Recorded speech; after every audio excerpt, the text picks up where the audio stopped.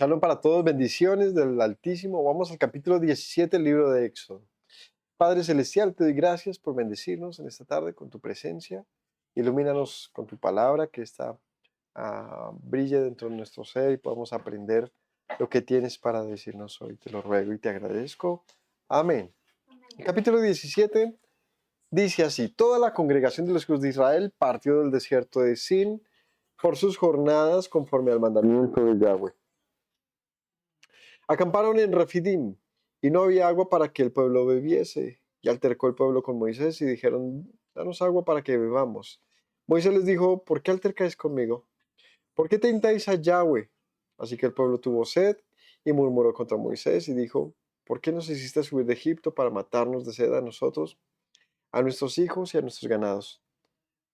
Clamó Moisés a Yahweh diciendo: ¿qué haré con este pueblo? De aquí un poco y me van a apedrear. Y Yahweh dijo a Moisés: pasa delante del pueblo, toma contigo de los ancianos de Israel, toma también en tu mano la vara con la que golpeaste el río, y ve, y aquí que yo estaré delante de ti sobre la peña en Horeb. Golpearás la peña, saldrá de ella agua, y beberá el pueblo. Moisés lo hizo así en presencia de los ancianos de Israel, y llamó el nombre de aquel lugar Mashá y Meriba, por la rencilla de los hijos de Israel, porque tentaron a Yahweh diciendo: ¿está pues Yahweh entre nosotros o no? Bueno, capítulos prácticamente 16, 17 y 18. Bueno, desde el 15, 16, 17, 15, 16 y 17 manifiestan un asunto. Y es una queja del pueblo, ¿cierto? Constante, por razones de agua y de comida.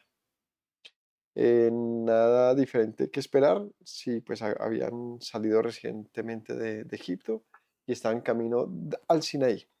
Pero cuando ya hay una constancia, ¿no?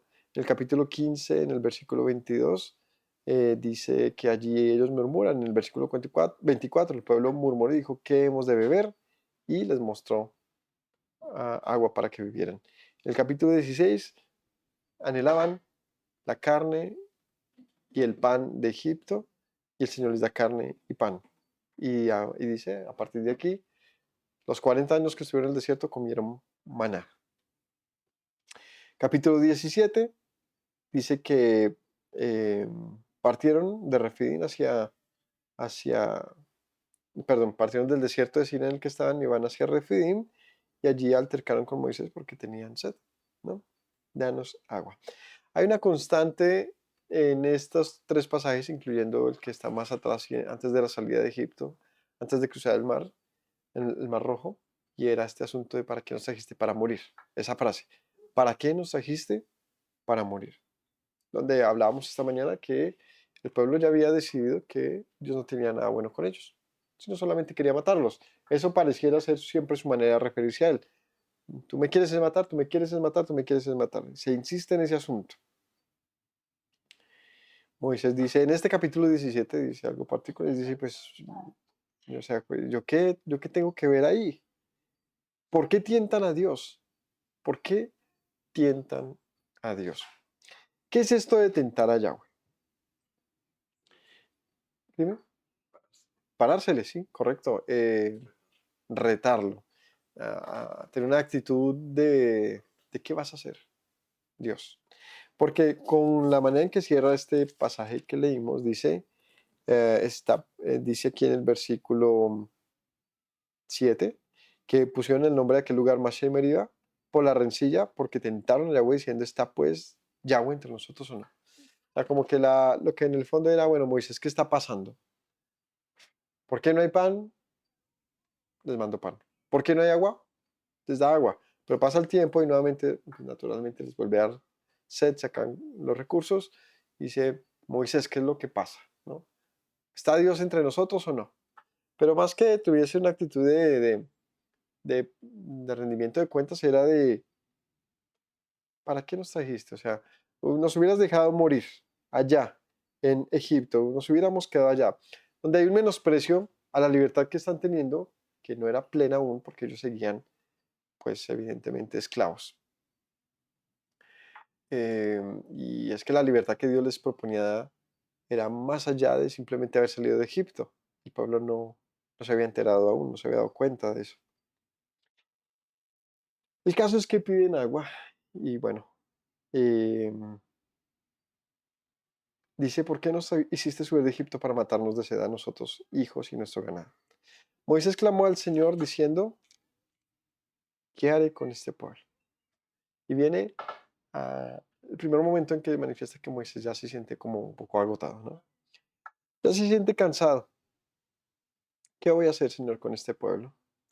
De aquí a un poco me van a apedrear. Eso manifiesta que el pueblo sí ya mostraba una actitud agresiva, sí, o sea, literalmente sí estaban, eh, la situación no estaba fácil. Estaban cansados y o sea, es que no ha pasado nada de tiempo. Para este momento no han pasado sino unos 2 meses por ahí, 2, 3 meses. Porque perdón, sí, unos 2 meses y medio, porque en el tercer mes es que llegan al Sinaí. Pero ya el pueblo estaba hastiado de esta libertad, del camino que estaban llevando, y Moisés también dice, Señor, ¿qué voy a hacer? Me van a apedrear. Toma a los ancianos, y el Señor le dice a Moisés, pasa delante del pueblo, toma a los ancianos de Israel, toma en tu mano tu vara con la que golpeaste el río, y aquí que estaré delante de ti allí en la peña de Oreb. Golpéala, saldrán aguas de ella y beberá el pueblo. Moisés lo hizo así en presencia de los ancianos de Israel. Y llamó el nombre de aquel lugar Masha y Meribá, porque retaron a Dios, tentaron a Dios, diciéndole, ¿está delante de nosotros o no? Le dice entonces el Señor, insisto, que hasta este momento el Señor no ha tenido una actitud, digamos, de una respuesta dura con el pueblo. Ha sido muy paciente y el pueblo se ha quejado y el Señor ha pasado por alto sus murmuraciones en cierta manera. No se las ha recriminado siquiera. Lo que sí le molestó, pasaje atrás, no fue que el pueblo murmurara. ¿Qué le molestó al Señor? En el pasaje del capítulo 16. ¿Se acuerdan? ¿Hasta cuándo no querrán obedecer mis leyes? ¿Hasta cuándo no querrán obedecer mis leyes? Cuando les dio la instrucción del Shabbat y salieron a recoger en maná en día de Shabbat. Y, ¿por qué no me obedece? Hasta este momento la molestia era sobre la obediencia. eh,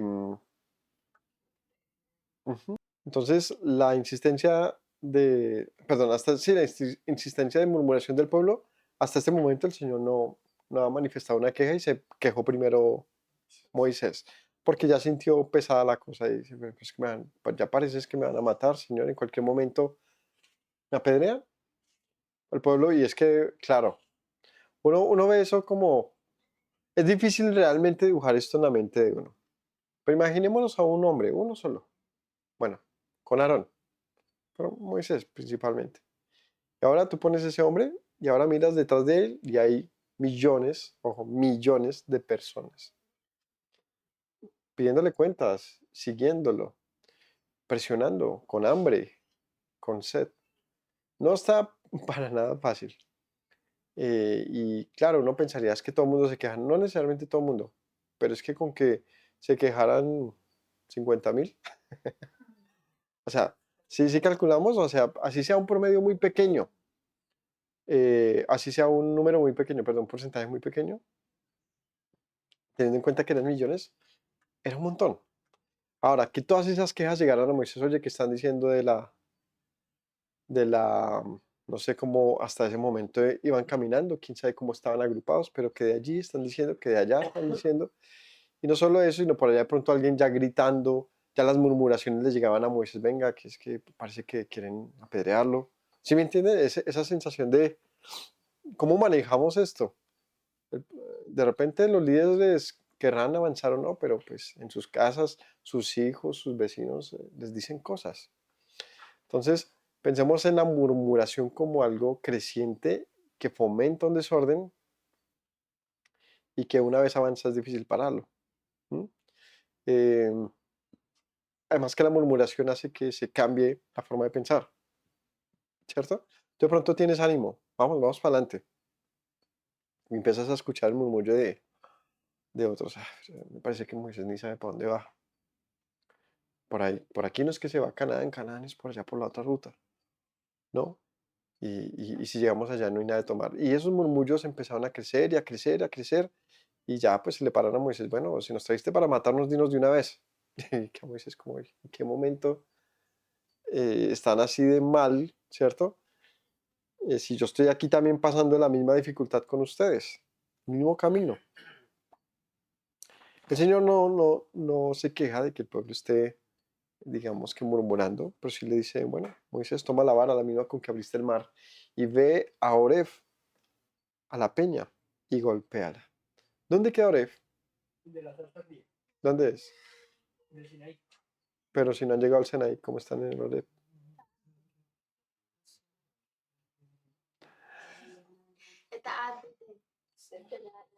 ¿Qué? Están, ni siquiera han llegado a Refidim, que es aquí en el versículo 8. No, Le dijo lo del maná, guárdalo. Le dijo, ponlo al lado del testimonio. pero es que es diferente, le está diciendo guárdalo porque o sea, ya cuando estaba el testimonio, pues él lo tenía que guardar, pero aquí está haciendo una narrativa de jornadas.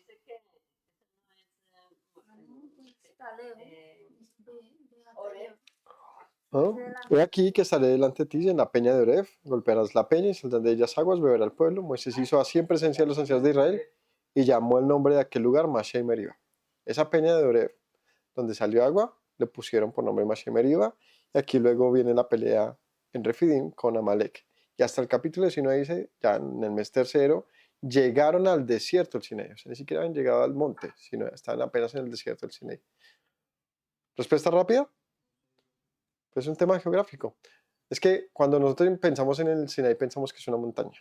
Y cuando pensamos en Arab pensamos que es una montaña. Y es un craso error. Es una zona. Es una zona. Pensemos en Cundinamarca. Que usted esté en Soacha y le hablen de Soacha y luego le hablen por allá de Faca. Pues sigue en Cundinamarca y fue a Cundinamarca y se compró unos quesos. Y dice, pero si está en Soacha, ¿cómo va a comprar quesos de Faca Cativa? No, es que están en lugares diferentes. No sé, por poner ahí en donde quiera, pero ahí hay una señora que compra queso ahí atrás. El punto es que el Sinaí es una región y Oreb también es una región. Donde el Sinaí como tal, digamos que el monte Sinaí como tal está en la región de Oreb, ¿sí? Entonces ellos podían haber estado lejos en cierta manera, pero entre la misma región. Ahora, recordemos que ellos hicieron diferentes paradas y fueron más bien un poquito demoradas entre ellas, porque llegar desde el cruce del Mar Rojo hasta el Sinaí no toma 3 meses. No toma todo ese tiempo. Entonces hicieron diferentes paradas. Entonces la respuesta rápida es que cuando habla de la peña de Oreb, manifiesta la región geográfica en la que estaban ya. Y es que estaban cerca, pero lejos. O sea, cerca, estaban ahí en la zona de Oreb y del Sinaí, pero llegar hasta el Sinaí todavía les tomaba un poquito de tiempo. ¿Listo? Bueno, ¿qué tenía que hacer Moisés? Toma la vara y golpea una peña que el Señor le dijo que habría allí en Oreb, y saldrán de ellas aguas y beberá el pueblo. Moisés hizo así en presencia de los ancianos de Israel, llamó el nombre Masha y Meriba, por la rencilla donde ellos dijeron, ¿está Dios entre nosotros o no está Yahweh entre nosotros o no? Nótese que hasta este momento varios de los nombres han tenido que ver es con las cosas negativas, ¿no? Masha y Meriba por la rencilla, el anterior, Mará por la amargura, ¿no? Muchos nombres van a tener esto, donde ellos parece que tenían más razones para quejarse contra Dios que para bendecir.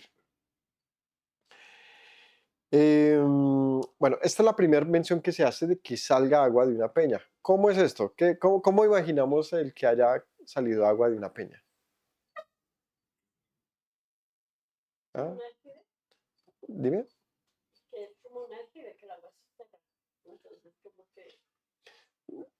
Pensemos de repente lo que uno pensaría es como que, no sé, una piedra muy grande, la golpeas y empieza a salir agua. Lo más seguro es que haya habido una cascada, un montón de agua. No sé si se acuerdan por poner ahí una referencia a Mad Max.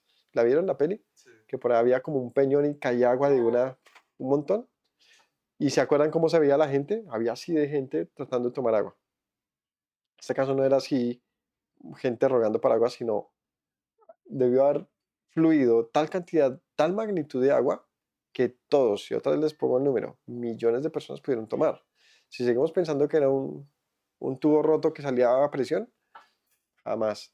No, eso debió ser literalmente, yo me imagino a Moisés así viendo hacia arriba, en una parte de la peña la golpeó, se desquebrajó y el agua contenida a presión que tenía rompió eso y debió salir cualquier cantidad de agua que fluyó y pues los sació a todos. Insisto, era saciar a un pueblo entero, a una nación. Calcule la cantidad de agua que se necesitaba para eso.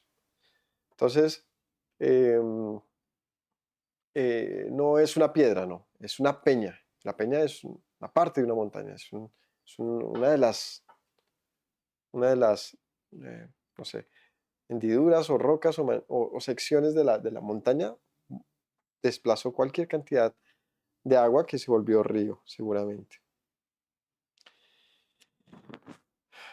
¿Por qué hizo eso Dios? ¿Por qué no mandó lluvia? ¿Cuál era la pregunta? ¿Está Dios con nosotros o no? ¿Salió agua? Pues véanlo ustedes. No, fue como la respuesta inmediata. Vean si está o no. ¿Está o no? Pues, llueve maná. Y ustedes tienen sed, díganmelo nomás y miramos qué respuesta nos da el Señor. Pero esa actitud constante, retadora y ahora amenazante contra Moisés, pues esto es como una olla. Empieza a elevar la presión. Hasta este momento, insisto, el Señor no ha puesto una actitud difícil contra el pueblo. Entonces, aquí ya hemos mencionado hoy dos eventos. ¿Cuáles son los dos eventos que se repiten? Las codornices y el agua. Ambos suceden dos veces en la escritura. Uno en la salida y otro ya de camino después de abandonar el Sinaí. En el capítulo 11 de Números dice así. En el título del capítulo 10-11 dice, los israelitas salen del Sinaí. En el segundo año, en el año segundo, en el mes segundo, a los 20 días del mes, la nube se alzó el tabernáculo del testimonio y partieron del desierto del Sinaí. O sea, allí se quedaron en el año segundo, en el mes segundo. Se quedaron un año con 2 meses. Ahí. Se quedaron bastante tiempo. Y ahí es donde les entrega la Torá y todo el cuento. ¿Listo? Pero luego dice en el capítulo 11, y aconteció que el pueblo se quejó a oídos de Yahweh y lo oyó Yahweh. Y ardió su ira. Uy, espérame, aquí hay algo diferente. ¿Cómo? ¿Qué ha pasado? ¿Pero qué ha pasado? Que de repente ya el Señor no tiene paciencia. Veamos. Yahweh ardió su ira y se encendió en ellos fuego de Yahweh y consumió uno de los extremos del campamento. Uy, ¿cómo así? ¿Por qué? Porque se quejaron. Entonces el pueblo clamó a Moisés y Moisés oró a Yahweh y el fuego se extinguió y llamaron a aquel lugar Tavera porque el fuego se había encendido en ellos, el fuego de Yahweh. La gente extranjera se mezcló, que había entre ellos, tuvo un vivo deseo y los hijos de Israel también volvieron a llorar diciendo, ¿quién nos dieran de comer carne? Nos acordamos del pescado que comíamos en Egipto, de balde, de los pepinos, los melones, los puerros, las cebollas, los ajos. Ahora nuestra alma se seca, pues no hay nada sino este maná que ven nuestros ojos. Y era el maná como semilla de culantro, su color como color de bedelio. El pueblo se esparcía y lo recogía. Lo molía en molinos y lo majaba en morteros y lo cocía en caldera o hacían de él tortas. Su sabor era como sabor de aceite nuevo. Cuando descendía el rocío sobre el campamento de noche, el maná descendía sobre él. Y oyó Moisés al pueblo que lloraba por sus familias, cada uno a la puerta de la tienda, y la ira de Yahweh se encendió en gran manera. También le pareció mal a Moisés, y dijo Moisés a Yahweh, ¿por qué has hecho mal con tu siervo? ¿Por qué yo no he hallado gracia en tus ojos que has puesto la carga de todo este pueblo sobre mí? ¿Concebí este pueblo acaso? ¿Lo engendré yo para que me digas, llévalo tú en tu seno, como lleva la cría el que mama a la tierra de la cual juraste a sus padres? ¿De dónde conseguiré yo carne para dar a todo este pueblo? Porque lloran a mí diciendo, danos carne que comamos. No puedo yo solo soportar a todo este pueblo, que me está pesando en demasía. Y si así lo haces tú conmigo, yo te ruego que me des muerte. Si he hallado gracia en tus ojos, que yo no vea mi mal. Entonces Yahweh dijo a Moisés, reúneme 70 varones de los ancianos de Israel, que tú sabes que son ancianos del pueblo,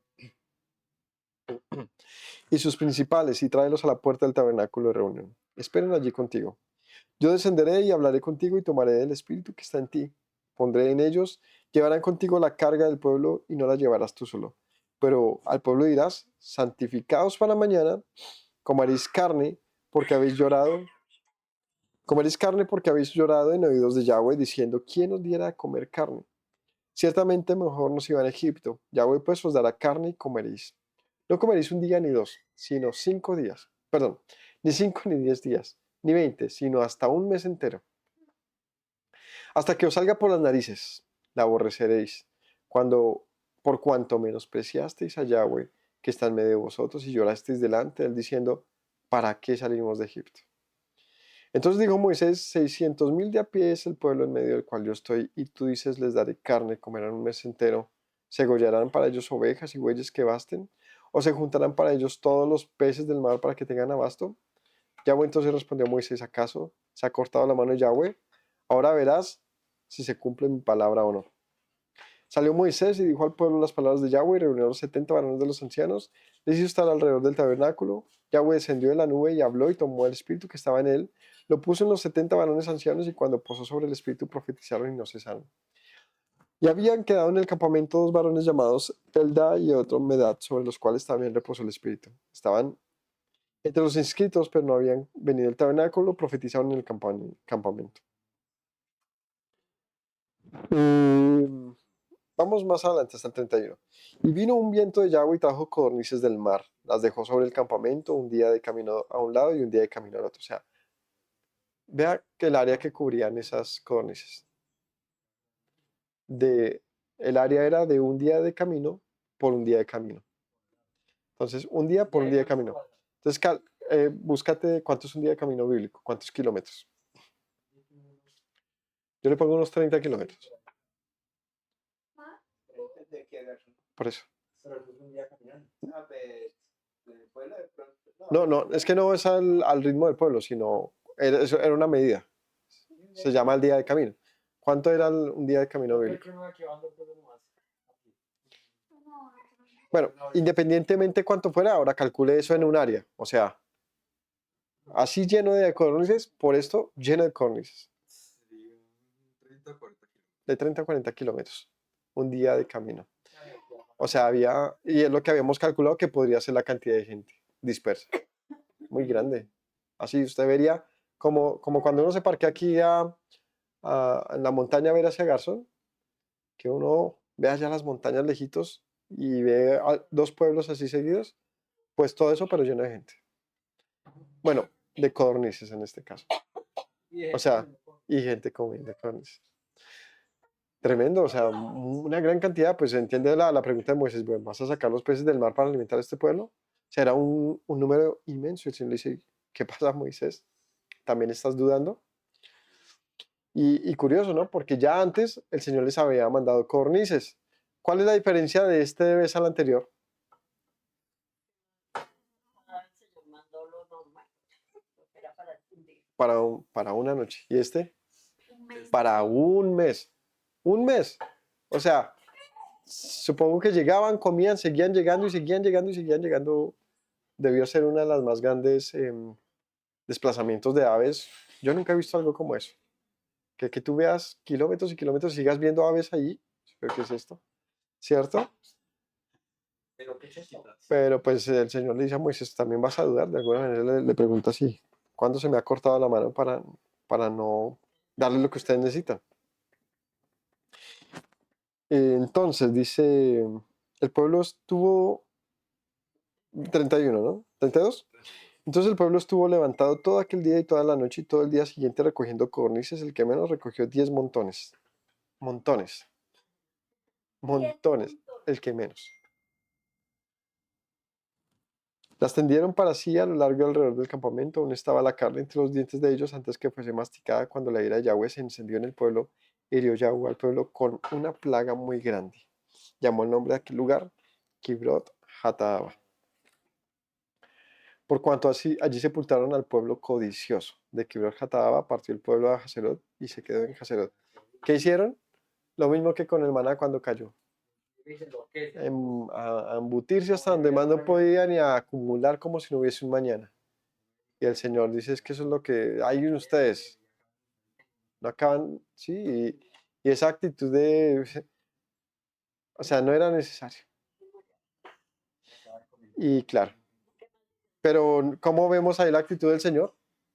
Era de una respuesta inmediata de juicios, ¿no? Capítulo 12, María y Aarón murmuran contra Moisés. Fueron días difíciles. La misión de los dos espías, su rebelión contra el Señor castiga a Israel, la rebelión de Coré, ¿no? Y nos vamos aquí más adelante, el capítulo 20. En el capítulo 20 de Números, ya esta es la otra generación. O sea, ya aquí ha pasado tantas cosas, el pueblo ya dio 40 años vueltas por el desierto y aquí los que están aquí hablando ya son los hijos de los que ya habían murmurado antes, de los que hablamos ahorita. Estos ya son sus hijos. Llegaron los hijos de Israel, toda la congregación al desierto de Sin. No es el mismo en el que están ahorita. Aquí lo traducen uno con S, este que está aquí con Z. Son dos desiertos diferentes. Uno está luego de cruzar el Jordán, el Mar Rojo, perdón. Y este que está aquí, que es ya cerca de Kadesh, de la entrada a los cananeos, es diferente. Entonces este es Thin S. O sea, no tiene S. En el mes primero llegaron el mes primero, acampó el pueblo en Kadesh y allí murió María, fue sepultada. Porque no había agua para la congregación, se juntaron contra Moisés y Aarón. Y habló el pueblo contra Moisés diciendo, ojalá hubiéramos muerto cuando aparecieron nuestros hermanos delante de Yahweh. ¿Por qué hiciste venir la congregación de Yahweh a este desierto para morir aquí, nosotros y nuestras bestias? ¿Por qué nos has hecho subir de Egipto para traernos a este mal lugar? No es lugar de sementera, de higueras, viñas y granadas, ni aun de agua para beber. Se fueron Moisés y Aarón delante de la congregación a la puerta del tabernáculo de reunión y se posaron sobre su rostro. La gloria de Yahweh apareció sobre ellos y habló Yahweh a Moisés diciendo, toma la vara. Reúne la congregación tú, Aarón tu hermano, y habla a la peña a vista de ellos. Ella dará su agua.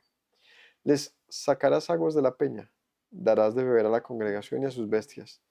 Moisés tomó la vara delante de Yahweh como él mandó, y reunieron Moisés y Aarón a la congregación delante de la peña, y les dijo, escuchen ahora, rebeldes. Así les dijo Moisés, escuchen, rebeldes.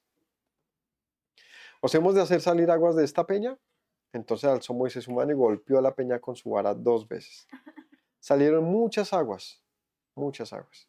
Bebió la congregación sus bestias. Yahweh dijo a Moisés y Aarón, por cuanto ustedes no creyeron en mí, para santificarme delante de los hijos de Israel, por tanto no meteréis esta congregación en la tierra que les he dado.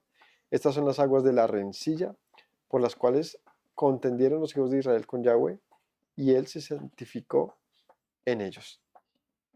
Y bueno, este capítulo es similar al anterior, porque aquí lo que sigue es que Edom se rehúsa a darles paso a ellos entrar. Aquí en el anterior, en el capítulo 17 de Éxodo, habla de que viene una guerra con Amalek. Entonces, veamos varias cosas. El tema de las codornices primero, para cerrar ese punto.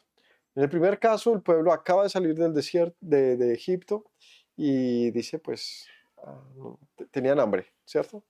Y recuerdan sus ollas con carne y sus panes allá en Egipto. El Señor les dice, no hay problema, hay maná. Luego, el otro pasaje, ya ha pasado 1 año y 2 meses. Ya tienen recetario, ¿no? Porque de hecho lo menciona. Cocinaban el maná al vapor, hacían tortas, eh, frito, asado, mezclado, no sé, lo que quiera. Ya tenían cualquier cantidad de recetas, lo que significa pues, que habían tenido su evidencia, la cantidad de tiempo para experimentar con él, ¿no? Hacer diferentes preparaciones. Y dicen, no hay nada más que esto en nuestros ojos, como deseamos lo que comíamos en Egipto. ¿Para qué nos trajiste a este desierto? Sigue insistiendo con esa pregunta de no encontramos propósito en esta salida y no la decíamos. Y el Señor dice, se molestó porque menospreciaron al Señor. Es lo que dice allí. Y empezó a venir muerte al campamento. Dice que empezó a haber fuego del Señor, se derramó de extremo a extremo del campamento. Y empezaron a, este deseo de comer algo diferente, dice allí que vino de parte de los extranjeros y que como en la murmuración fue algo en lo que todos se sumaron.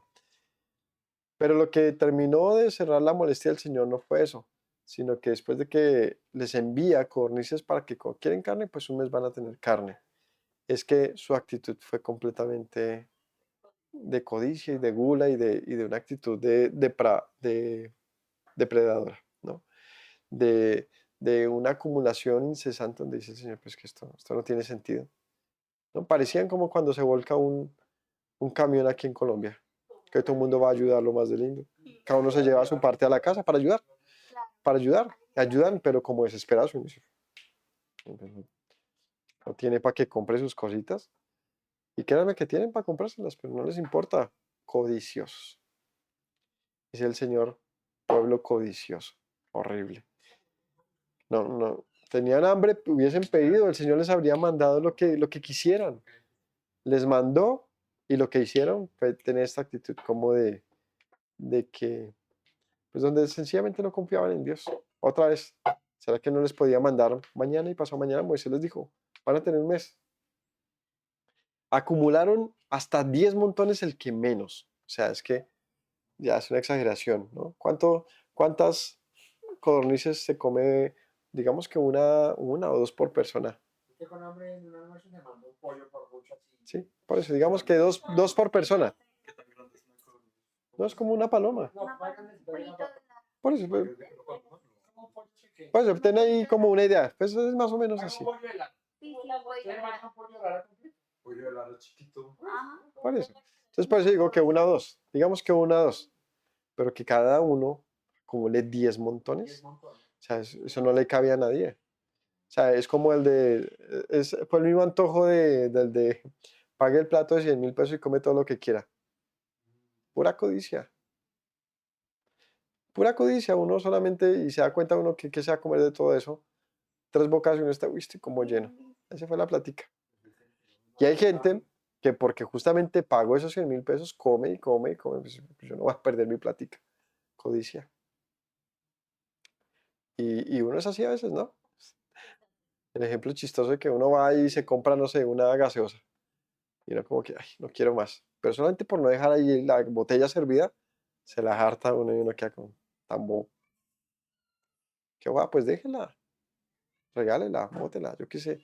Pero es como esa sensación de yo no voy a perder. ¿Perder qué? El pueblo decía, eso no va a desperdiciar esas codornices. No, venga, las acumulamos a ver si las revendemos entre los hermanos. No sé qué pensaban hacer con eso. Además que eso, me imagino, empezó a ver al momento, usted acumule todo, o sea, todos los días acumulando montones de codornices muertas, eso era que mortecino todo. Y ahí dice, ¿que eso qué trajo? Enfermedades. Y vino una mortandad en el pueblo. Ay, porque el Señor nos mandó mortandad. No, ellos mismos trajeron eso para sus vidas. Ahí lo muestra como que el Señor lo mandó, claro, porque se da a entender la lógica de las cosas. La codicia de ellos les trajo enfermedades. Se intoxicaron, se enfermaron, el mortecino de todo lado. ¿Dónde usted enterraba todo ese montón de animalitos? Y usted hastiado y el olor, uno cómo va a comer. No, yo me imagino que fue completamente desagradable y muchos empezaban, no, yo vuelvo a mi dieta de maná. Keto. Ay, qué complicación, ¿no? Ahora el tema del agua de la roca. Primer momento, tienen sed, se quejan, ¿para qué nos trajiste a morir? El Señor, tranquilo. Moisés golpea la roca, dales de beber. Segunda ocasión, ¿cuál fue la actitud del Señor? La misma. ¿Por qué la actitud del Señor fue la misma en la segunda ocasión? Si nos fijamos, para el tema de las codornices fue inmediatamente mandar mortandad. Del agua fue diferente, porque era otra generación. Y el reclamo de ellos fue diferente. Aunque ellos dijeron, ¿para qué nos trajiste este desierto? El reclamo fue de Moisés, yo no veo las promesas cumplidas. Tú nos dijiste que era tierra que fluye leche y miel, y yo solo veo desierto y ni siquiera hay agua. digamos que es un reclamo justo, donde ya no están cuestionando si Dios puede sustentarles o no, sino pareciera que cuando naturalmente tú ves que pasa una generación, ya estás en la siguiente y sigue la misma cuestión, y ya llegas a la tierra de Canaán, porque ellos ya estaban pisando Canaán, solamente que no habían cruzado los montes, pero lo único que los separaba a ellos de Canaán era el monte. No había nada más. El monte del Amorreo. Ellos prefieren no pasar por el monte del Amorreo e iban aquí para el tema de por donde Edom y a pedir permiso para cruzar y allí ya vendría una guerra. Pero es que ya estaban ahí y uno diría, pues, Moisés, pues esto es la tierra prometida, pues como flojo, ¿no? Y ese fue como el reclamo. Y el Señor les mandó agua y se molestó, fue con Moisés y le dice, no me santificaste delante del pueblo y tú no creíste. Porque yo te dije, háblale a la roca. No sé si o no creíste que ella no te podía dar agua hablándole, que tuviste que golpearla, pero tu actitud con el pueblo, porque Moisés insulta al pueblo, le dice, esta es una nación rebelde. Golpea la roca y les bota agua. Mm, sí, así, pero el Señor había tomado esto de una manera diferente, ¿no? El Señor había tomado esto de una manera diferente. El Señor no había visto esto como una afrenta, como en las ocasiones pasadas donde Moisés dice que me quieren matar ya. Vemos, o sea, es diferente. Sin embargo, hay un asunto que definitivamente hace que las situaciones cambien. O sea, de repente el Señor sí está muy paciente, pero ¿en qué momento el Señor, digamos que ya no está tan paciente? ¿Qué hizo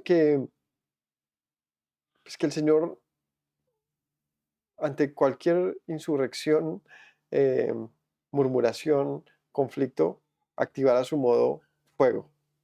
¿No? Es justamente el tema del becerro del oro. Porque si nos fijamos, todos estos eventos que estamos hablando del Señor simplemente les ha dado lo que el pueblo necesita antes del Sinaí. De hecho, ellos llegan al Sinaí, ¿no? Veamos, por ejemplo. La primera queja es frente al Mar Rojo, donde se quejaron por haber salido de Egipto, el Señor les abre el mar. Luego en las aguas de Mara se quejaron por las aguas amargas y Dios les endulza el agua. En el desierto de Sin se quejan por falta de comida, Dios les envía maná y codornices. En Masha y Meriba tentaron a Dios por falta de agua, Dios les envía agua de la roca. Monte Sinaí, hicieron el becerro de oro, gran juicio, muchos murieron. En Tavera se quejan sin razón clara, fuego de Yahweh quemó los extremos del campamento. En Kibrot Jataaba, codicia por la carne, desprecio por el maná, plagas tras comer. En Cades Barnea rechazaron entrar a Canaán por temor, juicio de 40 años en el desierto. Rebelión de Coré, Datán y Abiram se rebelaron contra Moisés, la tierra los tragó y fuego los consumió. Meriba, por segunda vez, se quejan por agua, Moisés golpea la roca y Dios le niega a esa Moisés entrar. O sea, el juicio fue contra Moisés porque la actitud en este caso de no haber creído fue de Moisés.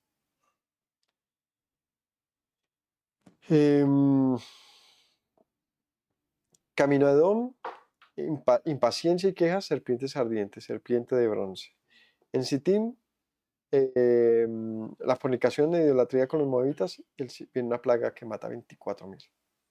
Si nos fijamos, hubo un punto de inflexión, un detonante que hace que todo cambie en contra del pueblo, que fue el pacto. Una cosa es con el pacto, otra cosa sin el pacto. Sin el pacto, el Señor está dispuesto, al parecer, hasta este momento, a ser muy paciente. Y de hecho, pues es entendible, porque no ha pasado mucho tiempo y delante del Señor hemos visto que Él tiene digámoslo así, un nivel de paciencia, es decir, un acumulativo, ¿no? Pero después de pasar eso, ¿qué pasa? ¿Cierto? El Sinaí es un momento súper importante porque cambia toda la historia de la nación. O sea, si ya había cambiado al salir de Egipto, este evento sí que lo cambia todo nuevamente. ¿Por qué? Porque el pueblo entra en un pacto con Dios. ¿Y qué es un pacto? Hay un juramento de por medio, hay un compromiso. Un compromiso, un acuerdo donde el Señor dice, bueno, ustedes creen que estoy o no delante de ustedes, pues yo voy a hacer un juramento. Delante de todos ustedes digo, van a ser mi especial tesoro y los voy a proteger. Una cosa pido a cambio. Una cosa pido a cambio. Que me escuchen y me obedezcan. Si hacemos este intercambio, ustedes serán bendición, ustedes serán, mejor dicho, les promete, como dicen, el cielo y la tierra, y les exige de la misma manera, pero también les dice, pero si no me obedecen, si no me escuchan, la muerte va a ser su amigo. Así que ustedes escojan la vida o la muerte, a quién quieren de compañero. Bendición o maldición. Así que ellos, al aceptar ese acuerdo, ellos aceptan las maldiciones, como las bendiciones, pero donde estas están completamente, digamos que condicionadas y justificadas por la actitud del pueblo. Y no solo su actitud, sino sus hechos. Y es que no sería pequeño el que viene a continuación, y es el del becerro de oro. Mientras Moisés aún está, el Señor aún está configurando toda la Torá y todo el cuento que les va a decir al pueblo, el pueblo ya está otra vez cansado. Bueno, se demoraron, ya lleva 40 días y empieza, ¿será que le pasó algo a Moisés? Yo tengo un palpito. Siento que no va a volver. Aarón, no, te tocó a ti.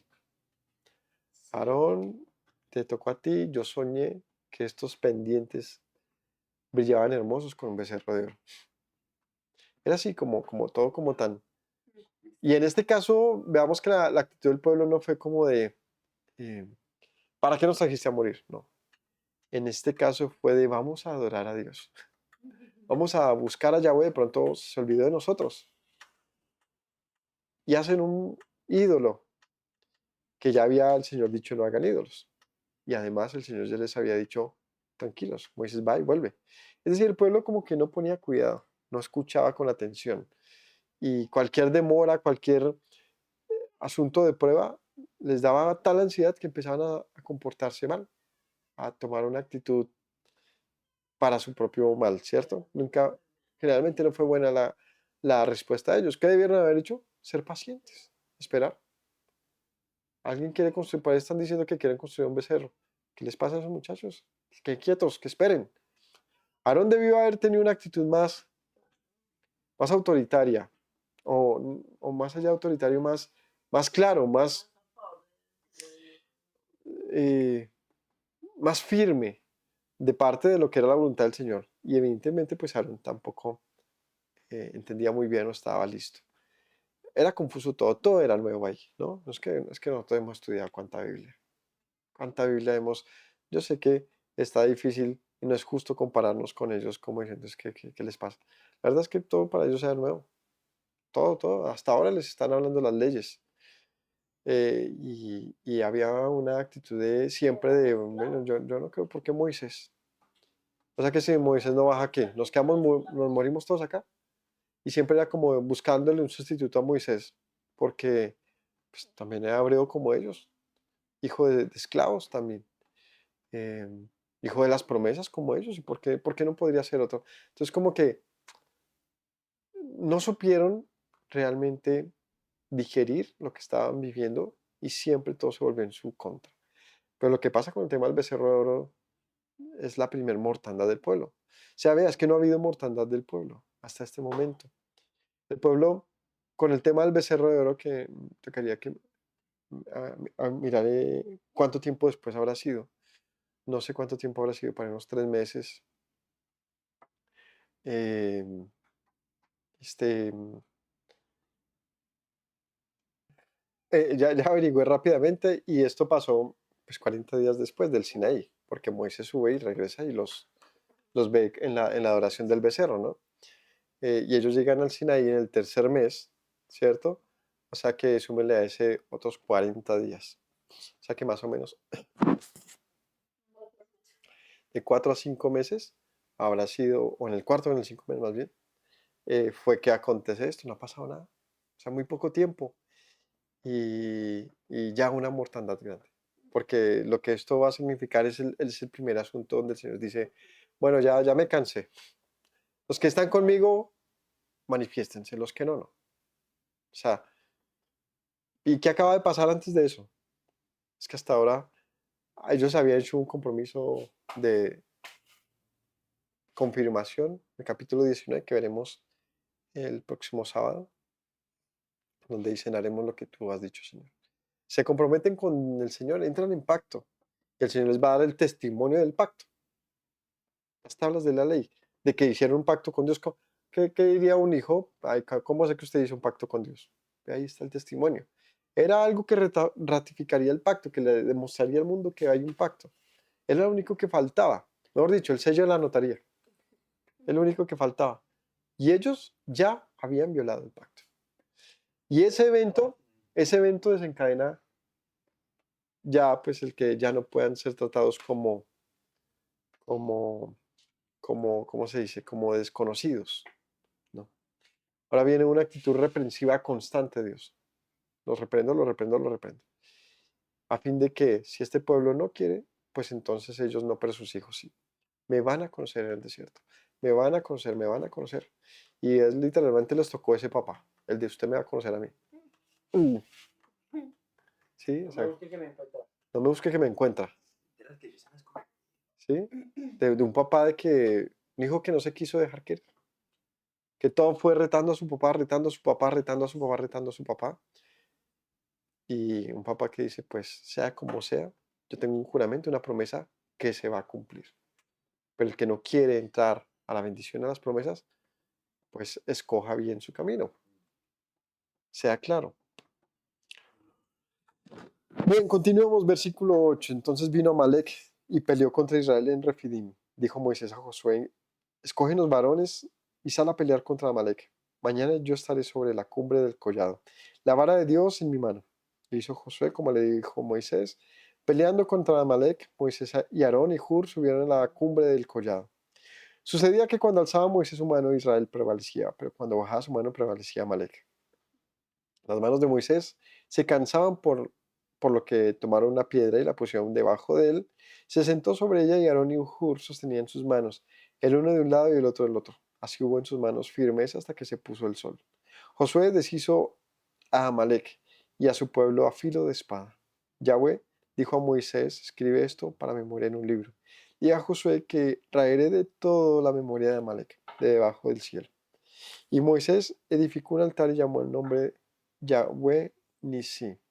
Y dijo, por cuanto la mano de la mano de Amalek se levantó contra el trono de Yahweh, Yahweh tendrá guerra con Amalek de generación en generación. Bueno, el tema de Amalek. Aquí viene una guerra inesperada. Yo creo que ellos no se esperan ninguna guerra. Sí, si el Señor nos mandó por acá, de pronto es para no tener conflictos. Pero ¿por qué vendría una guerra? ¿Qué acaba de pasar? ¿Está el Señor entre nosotros o no? Esa fue como termina el pasaje anterior. Pues vamos a ver. ¿Ustedes qué creen? Si Él está, pues que no falte comida. Si Él está, pues que no falte bebida. Si Él está, pues que venzamos delante de nuestros enemigos. O sea, yo creo que tenían que ser probados para ellos mismos evidenciar si Dios estaba con ellos o no. Pero al parecer tenían tal ceguera que ni siquiera aún atestiguando esto les daba un poquito de fe para el siguiente momento, ¿no? ¿Quién es este Amalek? ¿Un descendiente de quién? Siempre se nos olvida, ¿no? ¿Descendiente de quién? De Esaú. Es un descendiente de Esaú. Es un descendiente de Esaú. Este se establece cerca de Edom, ¿cierto? Al sur de, eh, en el desierto, ahí por el Sinaí, cerca se me olvidó el nombre de este desierto. Pues por el Negev, por esa zona, por el desierto del Negev. Y un pueblo nómada. Los pueblos, los hijos de Esaú se establecen por esa zona del desierto, bien nómadas. O sea, bien como pueblos que se movían por esa zona ya, por lo que, como les he dicho en tantas ocasiones, lo que es Petra, lo que es el sur de Canaán, entre el oriente y occidente del Jordán, e incluso se van más hacia el oriente por la zona ya de Arabia y se mezclan con los árabes, ¿no? Con otros pueblos, los ismaelitas. Recordemos que para allá se fue Esaú, ¿no? Cuando se encuentra con Jacob y se perdonan, Esaú sigue su camino hacia allá, hacia el desierto de Shur. ¿Se acuerda? Hacia el Shur.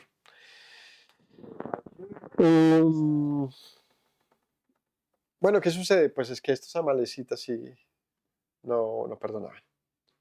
Ah, ahí vienen los hijos de Jacob, ¿se acuerdan?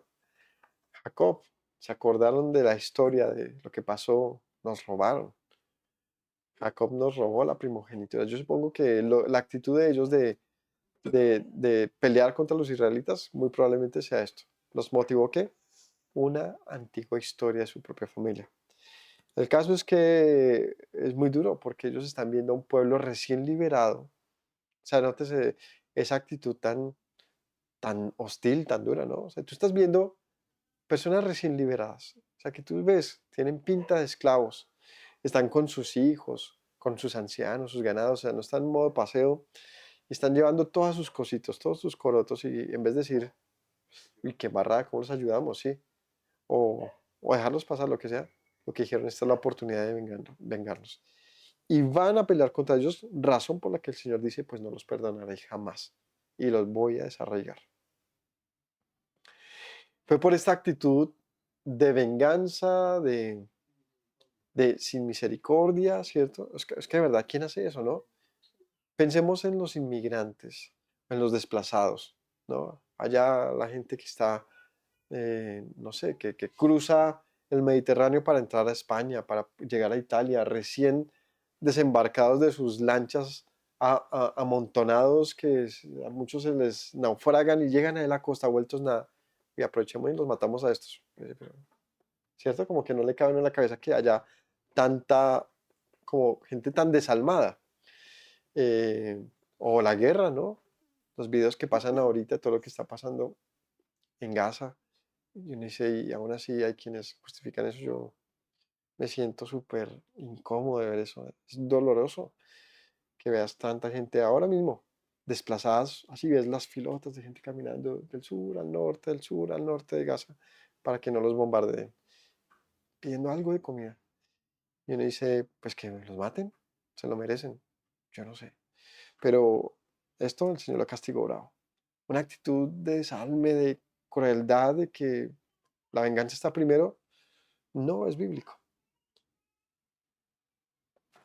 Las manos de Moisés se cansaban y entonces viene la guerra y Moisés le decía a Josué, vamos a vencer.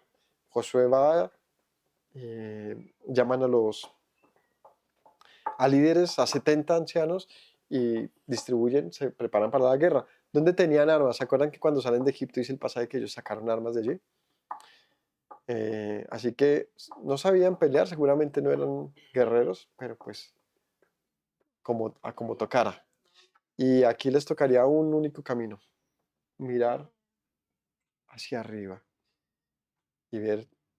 Yo creo que cualquiera que veía a Moisés y su vara decía, no, no, espere que esto es... O sea, Moisés sin su vara, miedo, pánico total. Moisés con su vara, yo creo que deberían haber sentido seguridad.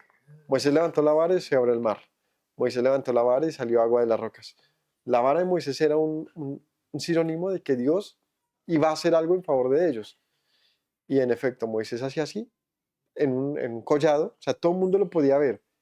Hacía que seguramente cobraran tal ánimo que la guerra fue en favor de ellos. Pero cuando dejaban de mirar, y ellos no eran guerreros, no sabían pelear. Literalmente era Dios salvándolos, pero tenían que hacer una cosa, mirar hacia su providencia, ¿no? Confiar en Él, confiar en Dios, confiar en Dios, confiar en Dios, confiar en Dios. Así que el Señor dice, habrá guerra con Amalek para siempre, generación en generación. Este Amalek, ¿quién es? En otra historia, es el mismo de la historia de Saúl, el rey, que lo que le cuesta su trono, donde a Samuel le dice, Samuel le dice a Saúl, Saúl, cuando vayas a guerra contra Amalek, no perdones, no perdones. ¿Por qué? Porque el Señor lo ha dicho. Es un pueblo que está en juicio. Tú no eres quien tenga que perdonar o simplemente el Señor ha prometido desarraigar ese pueblo. Y lo que hace Saúl es perdonar y traer al rey y lo mejor del ganado para presentar sacrificios. El Señor luego, cuando Samuel lo visita, le dice, ¿y para qué quiero yo? El Señor dice, sacrificios. Yo no quiero sacrificios, yo quiero es obediencia. ¿Qué le hace pensar que lo que Dios quería era 50.000 vacas muertas? Lo que el Señor quería era obediencia, porque las vacas y los becerros morían por la desobediencia. Es decir, ¿para qué morían ellos? Pues porque hay pecado. ¿No? O sea, ¿no era más bien mejor no pecar para que no tengas que presentar ofrendas? ¿No es mejor la obediencia que las ofrendas? La famosa frase de Samuel, y te ha sido quitado el trono, ha sido rasgado de ti, le dice a Saúl, porque perdonaste a Amalek. Y bueno, eso es para otra enseñanza, y ya hemos hablado de eso, pero más allá del, ay, pero que, ¿cómo así? ¿No está primero el perdón? Pues es que no se trataba de eso. Eso es comentario para otro momento. El punto de este es que es ese mismo Amalek. Es ese mismo Amalek. Y dice que siempre estaría en guerra con el pueblo, ¿no? Entonces, mis hermanos, ¿qué concluimos de todo esto? Pues que así como Saúl, el pueblo, una cosa pedía al Señor de ese pueblo: ¿hasta cuándo no me van a obedecer? De hecho, los mandamientos que el Señor ordenaba no eran difíciles. No hagas una estatua. ¿Cuál es el complejo de eso? ¿Por qué te acaba de decir no hagas una estatua ni la adores? Y ha pasado, no sé, 30 días, 40 días. Porque Moisés estaba cuando el pueblo escuchó todo esto, ¿no? Creo que ellos escucharon, toda la nación escuchó estos mandamientos. Y han pasado 40 días y ya, o sea, que empezaron a hacer el becerro. ¿Cuánto tiempo tomará fundir un becerro? Yo creo que toma su tiempo, ¿no? No sé. Por lo menos un par de días, una semana, no sé. Pero que ya al día 40 ya le están adorando y todo. Uno dice, uy, pero qué rápido.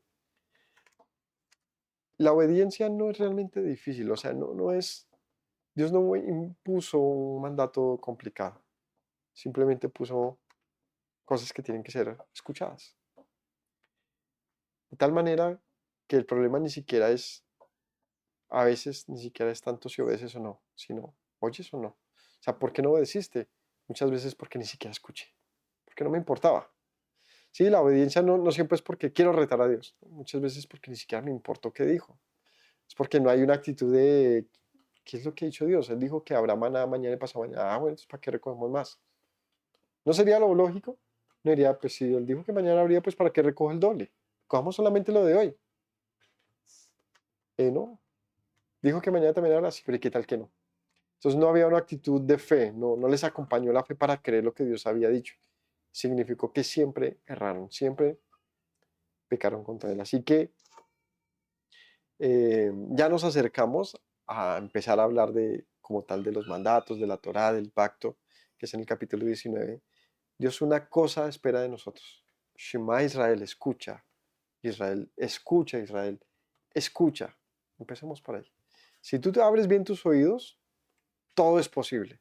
Si los mantienes cerrados, es que, ¿sabes qué? Dijo bien Yeshua, he ido a los que el Padre me dijo que fuera, pero los que no hay nada que se pueda hacer. Hay para quienes esto no es dado.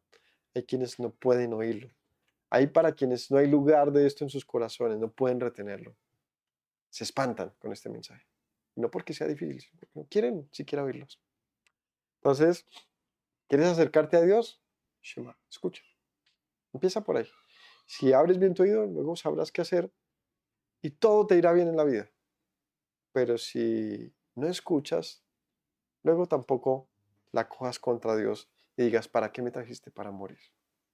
Que tengan todos una linda noche, que Yahweh los proteja, nos acerque a Él cada día más, que su palabra sea realmente una luz para que andemos conforme a su voluntad. Que tengan todos una feliz noche. Shalom. Me presento nuevamente, mi Rey, mi buen Señor. Mis pasos se han desviado, necesitan dirección.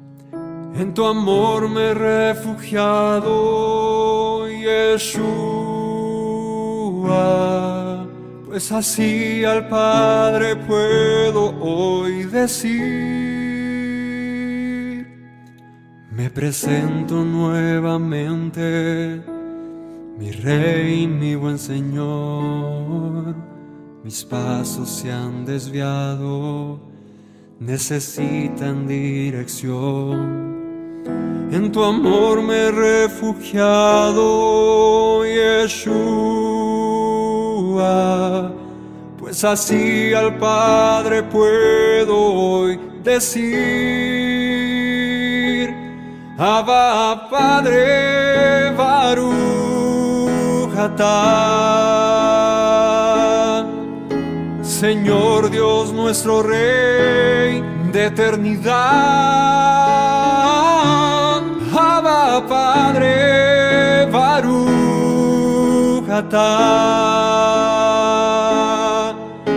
Adonai Eloheinu melech haolam.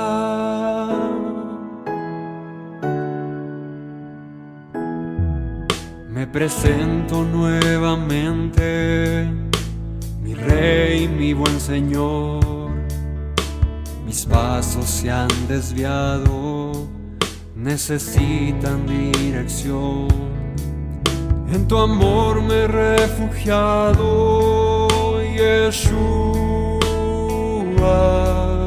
pues así al Padre puedo hoy decir: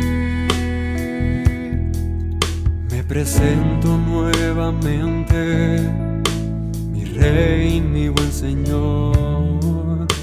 Mis pasos se han desviado, necesitan dirección. En tu amor me he refugiado, Yeshua,